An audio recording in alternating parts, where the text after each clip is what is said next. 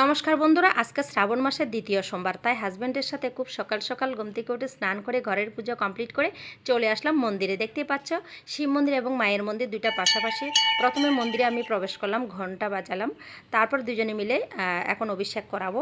প্রথমেই আমি গণেশকে স্নান করাবো, তারপরে অশোক সুন্দরী, তারপরে শিব সপরিবারের স্নান করাইয়ে তারপরে শিবকে স্নান করাবো। দুজনে মিলে অভিষেক করাইয়ে বেলপাতা ফুল দিয়ে পুজো করে বাবার কাছে আশীর্বাদ কামনা করছি সকলের জন্য এবং আমাদের পরিবারের জন্য এবং আমার ফেসবুক সকল পরিবারের জন্য।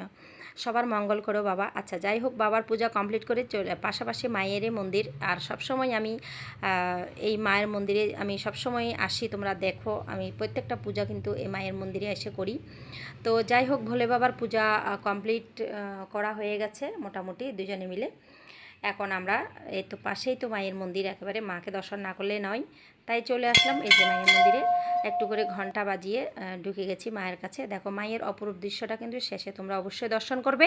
তো প্রথমে আমি মায়ের পূজাটা সেরে নিচ্ছি, আর মায়ের রূপ অপরূপ দর্শন তোমরা করো। মাকে আমি সব সময় মায়ের মন্দিরে আসি আমার ভালো না লাগলে। আর সব কিছুর মধ্যে আমি মনে করে ছেলের জন্মদিন বলো, যে কোনো একটা কিছু শুভ কিছুর জন্য বা মায়ের পুজো দিতে হলে আমি এই বড় মায়ের মন্দিরে চলে আসি।